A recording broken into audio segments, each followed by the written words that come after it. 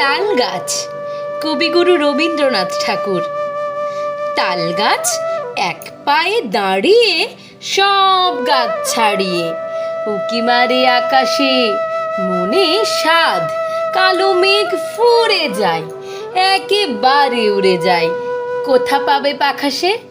তাই তো সে ঠিক তার মাথাতে গোল গোল পাতাতে ইচ্ছাকে মেলে তার, মনে মনে ভাবে বুঝি ডানা এই, উড়ে যেতে মানা নেই, বাসাখানি ফেলে তার। সারাদিন ঝড়ঝড় থর থর কাঁপে পাতা পত্তর, উড়ে যেন ভাবেও মনে মনে আকাশেতে বেরিয়ে, তারাদের এড়িয়ে যেন কোথা যাবেও।